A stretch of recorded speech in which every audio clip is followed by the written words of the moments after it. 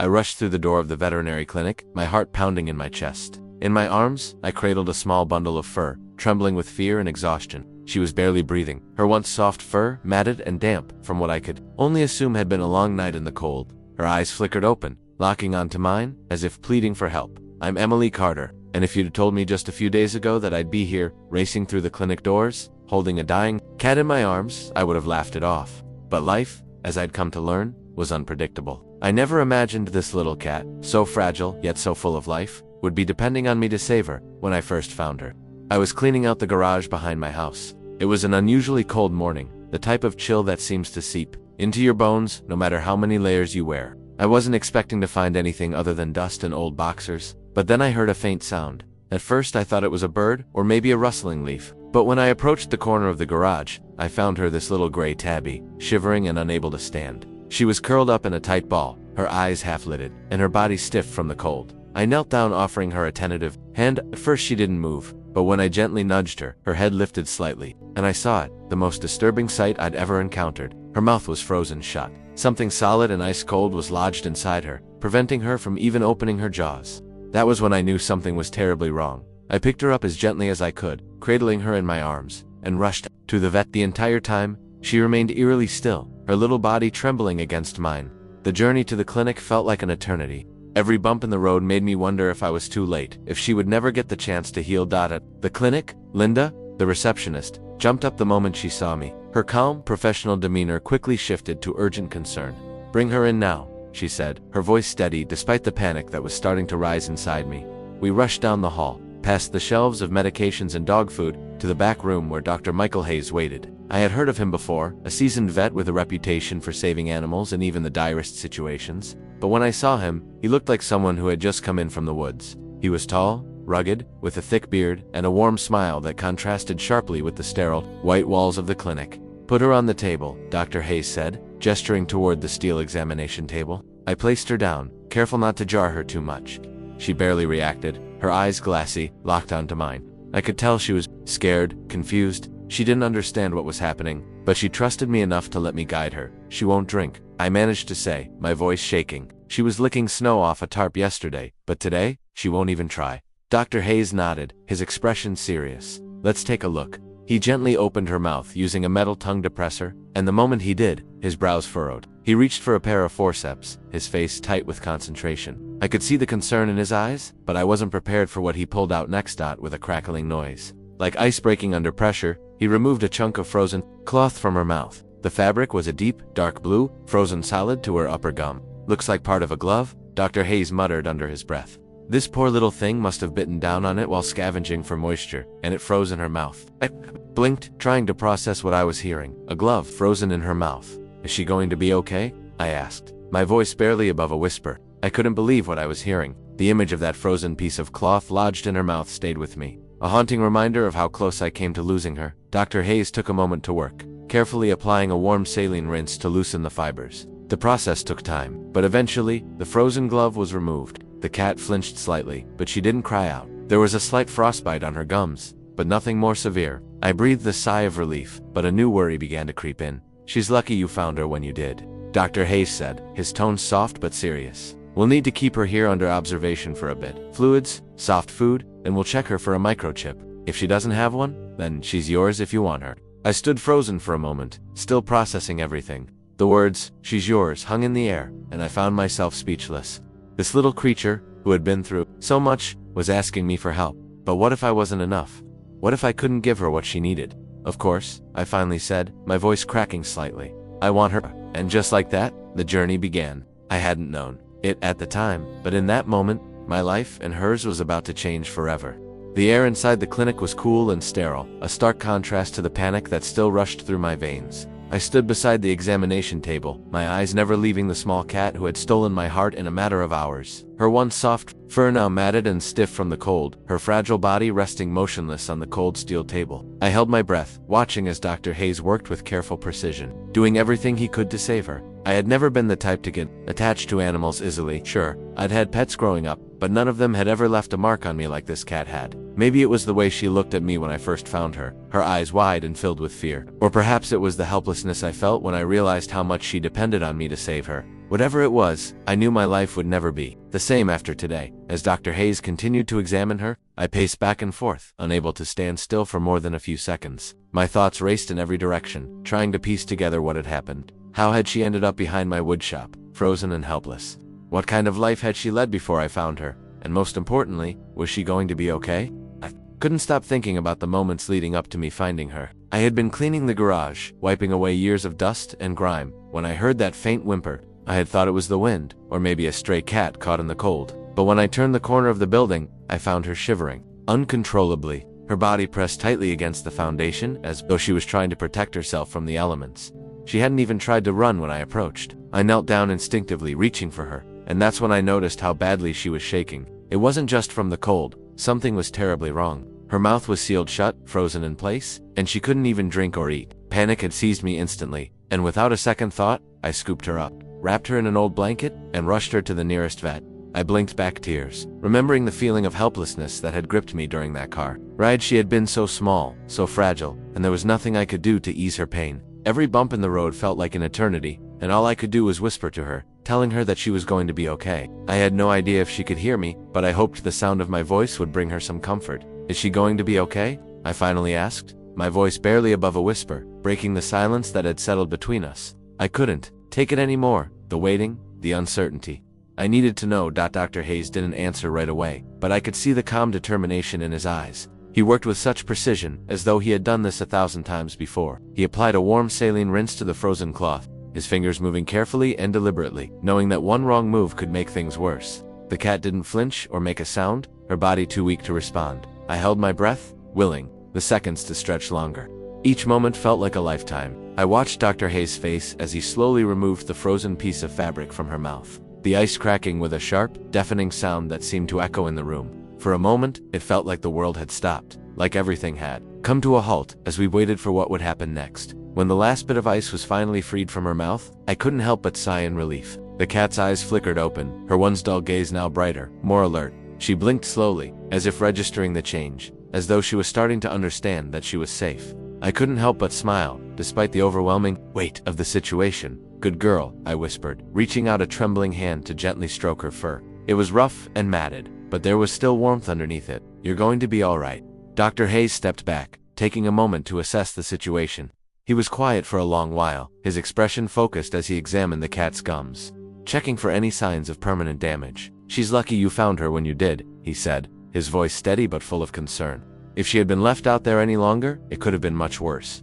I nodded, feeling the weight of those words sink in. I had saved her, just in time, but that didn't mean her journey to recovery would be easy. It would take time, but I was willing to wait. I had no choice now. Dr. Hayes moved to the side, grabbing a syringe and a blanket from the nearby shelf. "We'll need to keep her here for the day, just to monitor her progress. Fluids, soft food, she'll need it all. Once she's warmed up and hydrated, we'll check her for a microchip. If she doesn't have one, then..." Paused, glancing up at me with a knowing look. "Then she's yours, if you want her." The words felt like a weight lifted off my chest, but I couldn't bring myself to answer immediately. I needed to be sure. Did I have enough to offer her? Did I have the ability to care for her the way she deserved? I had no answers, just the overwhelming sense that she needed me, and that, somehow, I needed her, too. I turned to the cat, my gaze softening as I looked into her eyes. She was still weak, still recovering from the trauma she had endured, but there was a glimmer of trust in her eyes. For the first time since I found her, I felt a sense of calm settle in my chest. "Yes," I said, my voice firm, though my heart was racing. "I want her." The relief that washed over me in that moment was unlike anything I had ever felt before. In that simple act of agreeing to take her in, I had unknowingly committed myself to a path of healing, not just for the cat, but for myself as well. Dr. Hayes smiled, nodding in approval. "I'll have her settled and you can come back this afternoon for an update. She'll be in good hands." As I turned to leave, I couldn't shake the feeling that this was just the beginning of something much bigger than I could have ever imagined. A bond had been formed between us, and I had a feeling that it was going to change both of our lives forever. The afternoon sun poured through the clinic's windows, casting long shadows across the floor. As I sat in the sterile waiting room, my mind raced with thoughts of the little cat who had captured my heart. The rhythmic ticking of the wall clock was the only sound in the room. As I watched the door to the back office, I could still feel the weight of her tiny body in my arms, her fragile form trembling with exhaustion and fear. Dr. Hayes had told me that the worst of it was over, but I couldn't shake the image of her frozen in the snow, unable to drink or eat. The helplessness I'd felt earlier still lingered in the pit of my stomach, threatening to rise again. But there was something else there too, a sense of hope. For the first time in days, I allowed myself to think that maybe, just maybe, we could both heal together. The sound of footsteps echoed down the hallway, pulling me from my thoughts. I turned to see Linda, the receptionist, approaching with a soft smile on her face. In her arms, she cradled the little cat. Wrapped in a thick blanket, she looked almost like a baby, so small and fragile, her tiny chest rising and falling with each shallow breath. But there was a spark in her eyes, a glimmer of life that hadn't been there when I first found her. "She's doing better," Linda said, her voice gentle. "She's still a little weak, but she's responding well to the fluids. We'll keep her under observation for the rest of the day, but you can take her home later tonight if everything goes well." I nodded, relief washing over me. "Can I hold her?" Linda smiled and handed the blanket-trapped bundle over to me. I cradled her in my arms, feeling the warmth of her body against mine. She was lighter than I expected, her small frame still so fragile, but she felt safe in my arms. I could feel her soft breathing, slow but steady, and for the first time, I allowed myself to breathe a little easier. As I sat down in one of the chairs, the cat's eyes slowly flickered open. She blinked a few times, her gaze shifting from me to the room around her, as if she was unsure of where she was. But then her eyes met mine, and I could see the trust in them, the same trust I had seen in the garage when I first found her. "Hey there, little one," I whispered, my voice soft. "You're safe now." The cat blinked again and gave a small, soft meow, her voice barely above a whisper. It was a sound so faint, yet it felt like a promise. I gently ran my fingers through her fur, careful not to hurt her. She didn't flinch, but instead, her body relaxed in my arms, and I could feel the tension begin to melt away. Linda had left me alone with the cat for a while, giving me the space I needed to bond with her. The room was quiet, the only sound being the soft hum of the fluorescent lights above. I watched as the little cat slowly stretched out in my arms, her paws twitching slightly as she began to relax. For the next hour, I just sat there, holding her, letting her get used to my presence. I could feel her warmth spreading through my arms, a quiet comfort that settled in my chest. Every so often, she would glance up at me, her eyes filled with curiosity, and I would smile down at her. We didn't need words.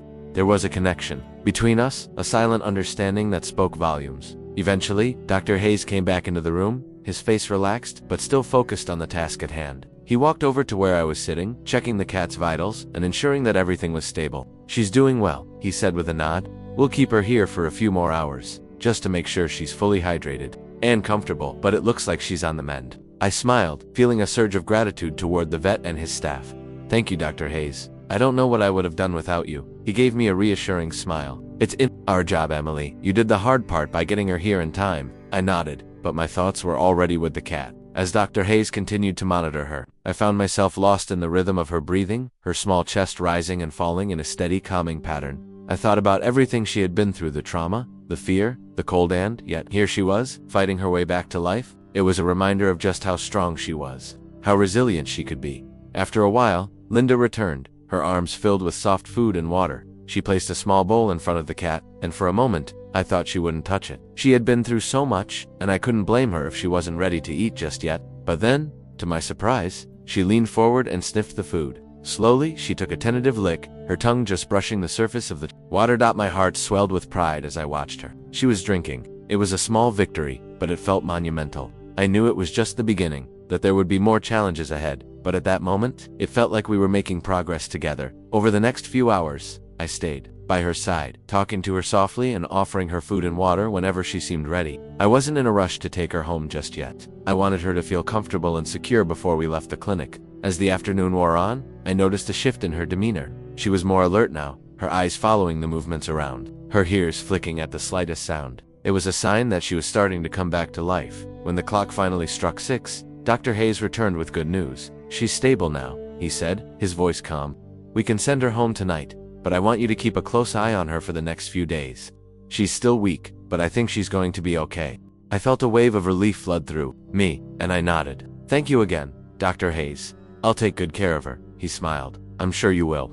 She's lucky to have you." As I gathered my things and prepared to leave, I took one last look at the little cat in my arms. She was still small and fragile, but there was a new sense of strength in her eyes, a quiet confidence that hadn't been there when I first found her. And as we walked out of the clinic together, I couldn't help but feel that, in some strange way, we had both been saved that day.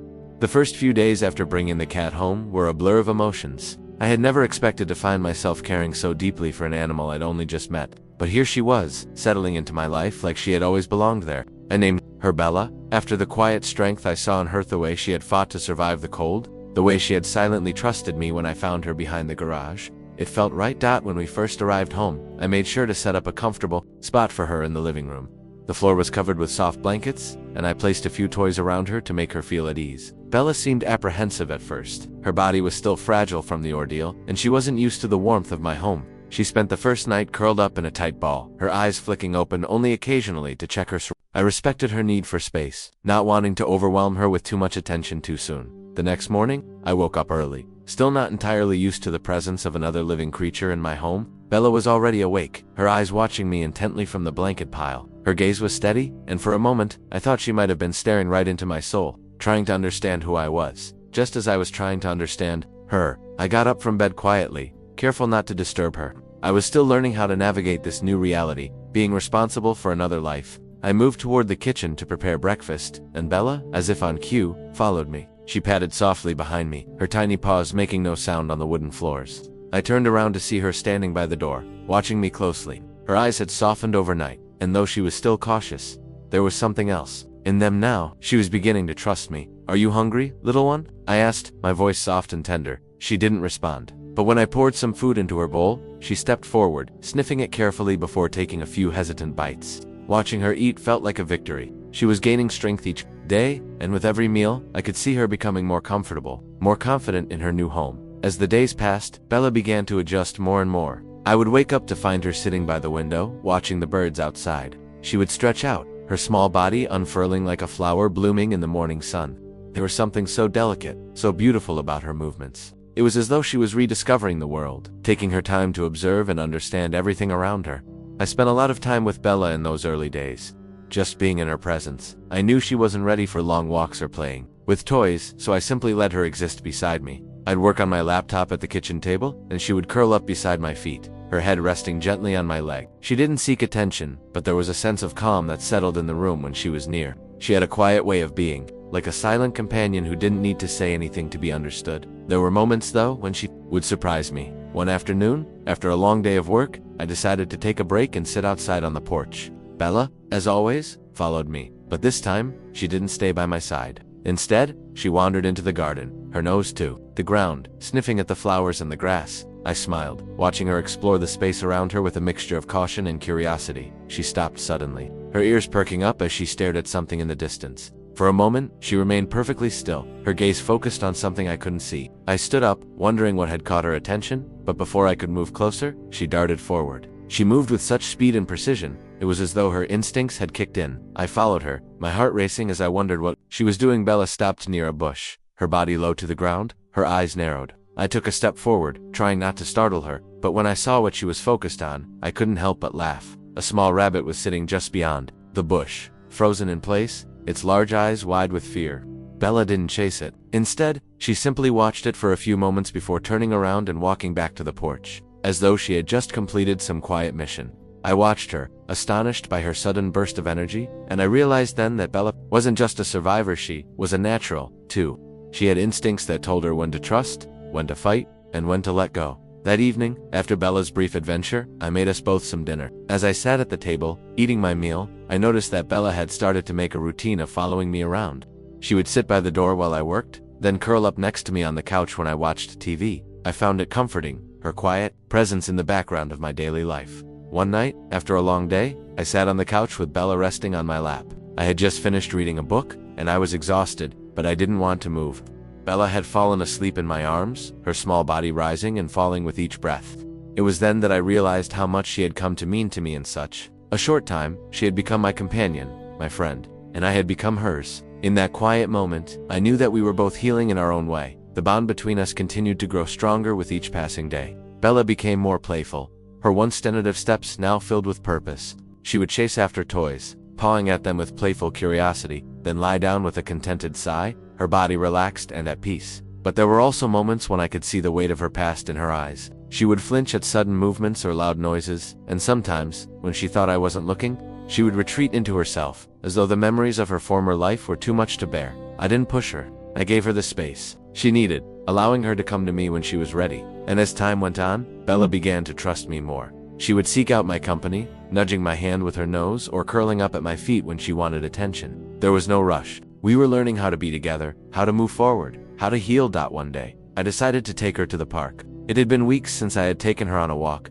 and I wanted to see how she would react to the outside world. I leashed her up and we set out, Bella walking at my side, her tail held high and her head turned this way and that as we walked. It was clear she was still cautious, still unsure of what lay ahead, but she walked with purpose. With every step, I could feel the weight of her past lifting. Bit by bit, as we strolled through the park, Bella stopped at a bench and sat down, her gaze fixed on a group of children playing nearby. I watched her, wondering how she would react. But instead of retreating or hiding, she simply watched them, her eyes focused but calm. I sat down beside her, letting her take in the sights and sounds of the world around her. She wasn't the same scared little cat I had found weeks ago. She was becoming her own person, her own being. And I couldn't have been more proud of her. That day, as we walked home, I knew that our connection had deepened. Bella wasn't just an animal I had rescued anymore. She had become a part of my life, and I had become a part of hers. Together, we were navigating a world that was both new and familiar, learning how to trust, how to heal, and how to move forward. And with each step, our bond grew stronger. The days had settled into a peaceful rhythm. Bella and I were finding our pace, each day a little more normal than the last. The wounds of her past seemed to fade with each passing moment. She had begun to play with toys, her body growing stronger as she regained her trust in the world around her. I had learned to see the subtle signs of her healing, the way her ears no longer twitched at every unfamiliar sound, the way her tail wagged just a little more freely, the way she now slept through the night without waking up in a panic. Yet, as I sat in the warmth of my home one evening, watching the sunset paint the sky with shades of pink and orange, I couldn't shake the feeling that something was off. It wasn't the usual unease I'd felt in the beginning, but something deep, the calm before a storm. Bella too seemed to sense it. Her once relaxed posture had shifted. She now sat by the window, her ears perked, her eyes scanning the shadows beyond the porch. There was a tension in her body that I couldn't explain. I had just returned from a short walk to the local store when I noticed the change. Bella didn't greet me at the door, as she usually did. Instead, she stood at the threshold, her body rigid, her gaze locked on the woods behind the house. I could feel my heart rate quicken as I followed her line of sight, but I saw nothing out of the ordinary. The trees stood tall, their branches swaying gently in the wind, but there was an eerie quiet in the air, one that seemed to hang heavy over the yard. "Bella," I called softly, but she didn't respond. She was fixated, her body tense as if she were waiting for something to emerge from the trees. I set my bags down and walked toward her, kneeling beside her to get a better look. Her tail was stiff, her muscles taut beneath her fur, her nostrils flared as she sniffed the air, and I knew then that something was different. This wasn't just a passing moment of unease. Bella was sensing something I couldn't. For a moment, I stood there beside her, feeling the quiet stretch between us. I had come to rely on her instincts, had come to trust them as much as my own. And in this moment, it felt as though something was wrong, something was approaching. I opened the door and stepped out onto the porch, scanning the yard.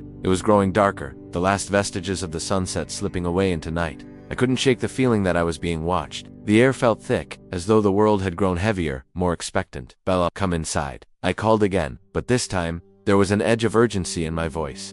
I wanted to bring her back into the house, away from whatever it was that had her so keyed up, but she didn't budge. Instead, she stepped forward, her paws silent on the wooden deck as she slowly descended the steps. Her eyes never left the tree line, and I could feel my own heart beginning to race. I followed her down the steps, my eyes scanning the shadows. There was nothing there. No movement, no sound, but I couldn't shake the feeling that I was being watched. Something was out there. "Bella," I called out again, more forcefully this time.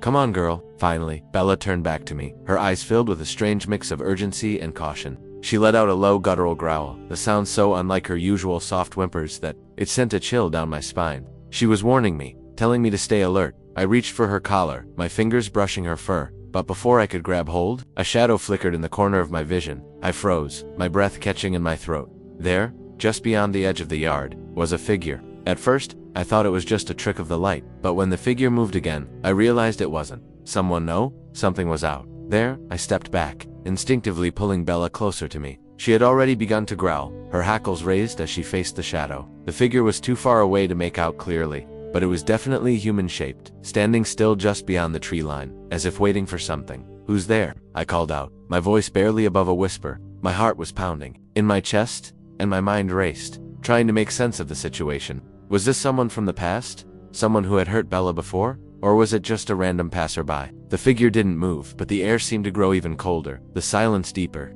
Bella was almost vibrating with tension, her body coiled and ready to spring into action. I had no doubt that she was more than ready to protect me if necessary, but a part of me hesitated. Should I confront this person, or was it better to call for help? I took a cautious step forward, my eyes never leaving the shadow. The figure finally shifted, moving slightly to the left as if testing the boundary between the trees and the open yard. It was a subtle movement, but it was enough to send my pulse racing. Something about it felt deliberate, as if the figure was trying to see how I would react. "Stay close," I murmured to Bella. My voice steady, despite the rising fear in my chest. Bella's growl deepened, but she stayed by my side, her eyes never leaving the shadow. For a moment, I thought I saw the figure flinch. A flash of movement, too quick to be certain. But then it stood still again, waiting. I had to make a decision. Was I going to stand here and wait, or was I going to take action? I reached for my phone, my hands trembling slightly as I unlocked it. My first instinct was to call the sheriff, but just as I began to dial, the figure moved again, this time much closer. My heart skipped a beat as I saw the faint outline of a man,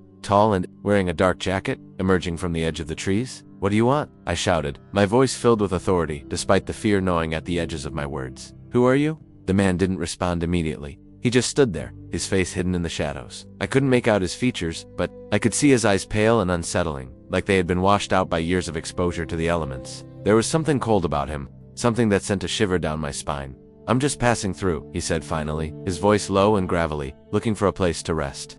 I didn't buy it, not for a second. There was no way this man had just wandered into my yard without a reason, and something about him felt off, like he wasn't being truthful. "You're not welcome here," I said firmly, my voice now laced with authority. "Leave." For a moment, the man didn't move. Then, just as I thought he might walk away, he stepped forward, just a little too close for comfort. "You have a beautiful dog," he said, his voice sounding almost like a hiss. "She's very special." Bella growled louder at the mention of her, and I could feel her body stiffen beside me. She was ready to defend, but I didn't want to escalate the situation further. I needed him to leave now. "You need to go," I said, my voice unwavering. Now, the man's eyes flicked to Bella, then back to me. He didn't seem afraid. In fact, he almost seemed amused. And then, without another word, he turned and walked away, disappearing into the darkness of the trees. I stood frozen for a moment, watching his retreating figure, my heart pounding in my chest. I didn't move until he was completely out of sight. Even then, I stayed there for a while, my mind reeling. Who was he? What did he want with Bella? And why did it feel like something was still wrong? Like the air around me was holding its breath, waiting for the next move. Finally, I turned and walked back to the house. Bella at my side, her head still swiveling from side to side, as if she were expecting him to return. I locked the door behind us, my hand still trembling as I turned the key. The house felt different now, heavier, more uncertain. The sense of peace that had once filled this place was gone, replaced by something darker, more sinister. And I knew, deep down, that this wasn't over. Whatever the man wanted, he would be back. And when he did, Bella and I would be ready. The night was eerily quiet. The moon hung high above, casting pale light across the yard. I could feel the weight of the silence, as if the world itself was holding its breath.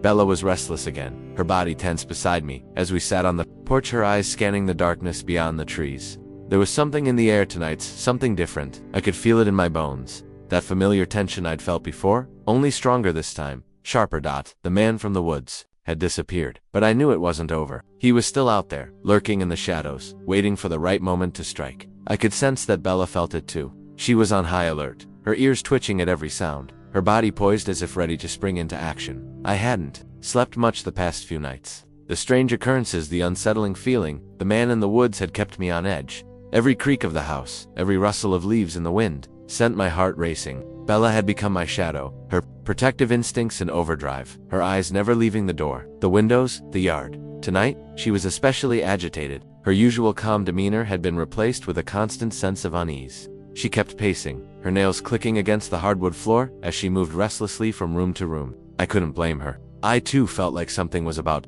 to happen, something big, something that would change everything. I stood up, stretching my stiff muscles. It was nearing midnight, the house quiet except for Bella's low growl as she sat by the window, her eyes focused on the distance. The feeling that had been gnawing at me all evening intensified. Something wasn't right. I walked over to her, crouching down beside her. "What is it, girl?" I whispered softly, my fingers brushing the top of her head. She didn't look up at me. Her focus was entirely on the darkness outside. I followed her gaze, but saw nothing, just the empty yard, and the trees swaying in the breeze. "Come on," I said, trying to calm her. "We'll go for a walk, maybe that'll help." Bella stood up, her tail low, her body taut with anticipation. I grabbed the leash and clipped it to her collar, but as soon as I opened the door, she hesitated. It was almost as if she knew something I didn't. I stood there for a moment, watching her. She had been through so much already. I wasn't sure if it was the right thing to take her outside tonight, but I couldn't shake the feeling that we needed to confront whatever it was that was lurking out there. "Let's go," Girl, I said, my voice more firm than I intended. I wasn't sure if I was trying to convince her or myself. We stepped out into the cool night air, the soft crunch of gravel beneath our feet, the only sound breaking the silence. Bella walked beside me, her body tense and alert, her eyes constantly scanning the surroundings. I couldn't help but notice how much she had changed in the past few weeks. The fearful, trembling creature I had found behind the shop was gone. In her place was a dog full of purpose, full of strength, ready to protect, ready to fight if necessary. We made our way down the driveway, Bella's senses on high alert. She stopped suddenly, her nose twitching, her body rigid. I didn't hear anything at first, but then I heard a faint rustling in the trees just beyond the fence. I stopped in my tracks, my heart skipping a beat. Bella was now growling softly, a deep, rumbling sound that sent chills down my spine. Stay close. Bella, I whispered, my voice tight with tension. I took a step forward, but Bella pulled against the leash, refusing to move. Her growl deepened, and her eyes never left the trees. I stood there, frozen, listening to the rustling sound again. It was faint, almost imperceptible, but it was enough to set off every alarm in my head. Then, from the darkness, a figure emerged. My breath caught in my throat as I stared at the silhouette in the moonlight. The same man I had seen in the woods days ago. His pale eyes glinted in the shadows, his face twisted into something cold, something cruel. He was standing at the edge of the yard, just beyond the fence, watching us. Bella barked, a sharp warning sound that echoed through the night. She strained against the leash, her muscles taut as she growled low in her throat. I tightened my grip on the leash, my heart hammering in my chest. What do you want? I called out, my voice shaking despite my best efforts to sound calm. Man didn't answer right away. He just stood there, his expression unreadable. But there was something in his stance, something deliberate about the way he held himself. He wasn't just passing through. He had come for something or someone. You don't belong here, I said, my voice growing firmer. Leave now. He didn't move, but I could feel the tension building between us. Bella was barking louder. Now, her growls escalating, and I could see the man's eyes flicker toward her. There was no fear in his gaze, only a cold, calculating look that sent a shiver down my spine. You're not supposed to have her. The man finally spoke, his voice low and raspy. She's mine. The words hit me like a punch to the gut. I took a step back, Bella pulling me forward as she growled even louder. She's not yours, I said firmly, my voice steady despite the fear creeping up on me. She's mine now, and you're not welcome here. The man's lips curled into a twisted smile. You don't understand, he said, his tone mocking. She's not just a dog, she's a part of something much bigger. You don't know what you're dealing with. I didn't understand what he meant, but I didn't care. All I knew was that Bella was mine, and I wasn't going to let anyone take her from me. You need to leave, I said, my voice cold and resolute. The man didn't move. Instead, he stepped closer, his eyes never leaving mine. Bella lunged forward, her body tense with fury, her teeth bared as she tried to break free from the leash. I held onto her tightly, not wanting to let her go, but also afraid that this was escalating too quickly. The man's expression shifted then, turning darker, more dangerous. You'll regret this, he said, his voice almost a whisper. Suddenly, without warning, he lunged toward us. Everything happened in an instant. Bella was already in motion, her teeth sinking into the man's arm as he tried to reach for me. I pulled on the leash, trying to get her back, but she was relentless, her protective instincts taking over. The man grunted in pain, but he didn't retreat. Instead, he swung his arm around, trying to shake Bella off. I knew we couldn't keep this up. He was stronger, but we had something else each other. I wasn't going to let him hurt Bella. I wasn't going to let him take her. In a blur of motion, I grabbed a nearby branch and swung it at the man, striking him across the back. He stumbled, momentarily distracted, and that was all Bella needed. She snapped at his leg, forcing him to take a step back. But the moment was short. He recovered quickly, his eyes flashing with fury. This is your last chance, he snarled, his voice low and threatening. Get out of my way. I didn't answer. I couldn't. I was too focused on protecting Bella, on keeping her safe. But then, from behind me, I heard the sound of a car engine. The sheriff's car. The man turned quickly, his eyes darting toward the sound. He cursed under his breath, and before I could react, he turned and bolted into the woods, disappearing into the darkness. Bella was still growling, her body tense, as she stared after him, her eyes never leaving the spot where he had vanished. The sheriff pulled up to the driveway just as the man disappeared. I was shaking, adrenaline coursing through my veins as I pulled Bella back to me, hugging her tightly against my chest. You okay? The sheriff asked, stepping out of the car and walking toward us. He took in the sun. Bella still growling, her body coiled, ready to fight, and me, breathless and on edge. I'm fine, I said, my voice hoarse. But he was here, the man I told you about. The sheriff nodded, his expression grim. We need to get you inside, you and Bella both. As we walked back toward the house, I couldn't shake the feeling that this wasn't over. The man was still out there, and I knew he would be back. But for now, Bella and I had survived. Together? The weeks that followed the night of the confrontation were a blur. Life, as it often does after a crisis, began to settle into a new rhythm, but the peace that had once filled the house felt different, now deeper, more earned. It was the kind of peace that comes only after a storm has passed, and the winds had begun to calm. Bella had become my constant companion, and I was hers. There was an unspoken understanding between us now, a bond forged through the trials we had both faced. The fear, the uncertainty, the days spent holding her while she trembled in my arms, they were behind us now. Bella was no longer the fragile, terrified creature I had found behind my shop. She was stronger, more confident, and as I watched her grow, I found that I was growing too. In the weeks following the incident with the man, I began to let my guard down. Slowly but surely, the sheriff's department had kept an eye on the area, conducting regular patrols, and though the man had not been found, I no longer feared he would return. He had come and gone, and whatever he had been after, he had not succeeded. Bella and I had survived, and that in itself had become a kind of victory. One of the first things I noticed after that night was how much Bella had changed. She wasn't the same dog anymore, at least, not in the way I had first met her. Her instincts were sharper now, but her fears had lessened. She no longer flinched at loud noises or sudden movements. The shadows in the yard no longer caused her to cower, and while she still kept a watchful eye on the world around her, she no longer seemed so afraid of it. It was as if she had finally found her place in the world, just as I had begun to find mine. I had always been a solitary person, someone who kept to themselves and kept their emotions close to the chest, but Bella had changed that. She had brought out a side of me that I hadn't known existed, a side that was capable of tenderness, of nurturing. With her by my side, I found myself becoming more patient, more open, more willing to embrace the world and the people in it. We spent our days in simple, quiet routines. Bella and I would take walks through the park, enjoying the fresh air and the sunshine. I loved watching her run ahead, her tail wagging with the joy of being free.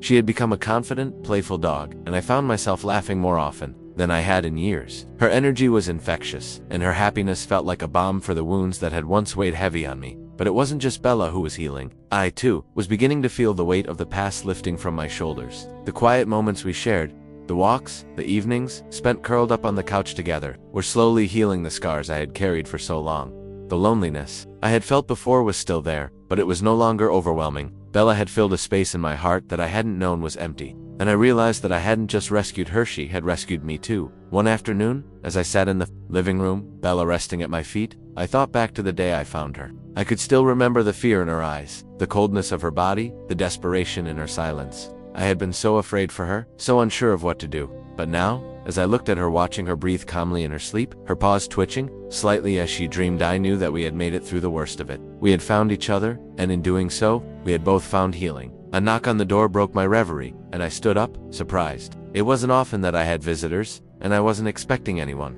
I glanced at Bella, who immediately stood, her ears perked, her body tense as she moved to stand by my side. Her instincts were always on high alert, and I couldn't help but smile at how protective she had become. I opened the door, and to my surprise, it was the sheriff. He smiled at me, a warm, reassuring expression on his face. "I just wanted to check in on you too," he said. "Make sure everything's still okay." I smiled back, feeling a sense of relief at his presence. "Everything's good. Bella's doing great," I said, glancing down at her as she stood beside me, her tail wagging softly at the sound of his voice. "Thank you for everything, really. I know I've said it before, but I don't know what I would have done without your help." The sheriff nodded. "We're just doing our job, and I'm glad to see things are back to normal around here." He paused for a moment, then added, "I heard about the little incident a while back about the man who was causing trouble. You're both lucky he didn't come back." I nodded, my expression growing more serious. "Yeah, we were lucky, but I don't think he'll be back. Bella and we've made it through worse." The sheriff smiled again, his eyes softening. "I can see that. You've both come a long way." As I closed the door behind him, I felt a sense of peace settle over me. For the first time in a long time, I felt like I had a future. It was a future that didn't involve fear, that didn't involve running from the past. It was a future with Bella by my side, a future where we could continue to grow, to heal, together. Later that night, as I sat on the porch with Bella curled up beside me, I thought about all we had been through. I thought about how far we had come, how much we had both changed, and I realized that our bond, our connection, was stronger than ever. Bella wasn't just my dog, she was my family, my friend, my companion. In a world that for so long had seemed cold and indifferent, I leaned back in my chair, closing my eyes and letting the sounds of the night wash over me, the rustle of leaves in the breeze, the distant hoot of an owl, the soft click of Bella's claws as she shifted beside me. The world was quiet, but in that silence, there was a sense of something greater, something unspoken, yet deeply understood. It was the feeling of finally being home. Bella lifted her head, her golden eyes meeting mine. She didn't have to say anything. I could see everything I needed to in her gaze. She was here, and so was I. Together, we had found something worth fighting for. Together, we had found peace. The next morning, I woke up to the sound of Bella's soft whine as she nudged my hand, as if reminding me that it was time for our morning walk. I smiled, stretching as I rose from the bed. Life, I realized, wasn't about the past or the future. It was about the moments we shared, the connections we built, and the love we gave each other. I looked at Bella as she stood at the door, her tail wagging in anticipation. "Ready, girl?" I asked, my voice light, filled with hope. She barked once, and I laughed, knowing that no matter what came next, we would face it together, because we had already survived the hardest part. Now, it was just about living with each other, learning from each other, and growing together. And with that, we stepped out into the world, ready for whatever came next, knowing that we had everything we needed to face it together.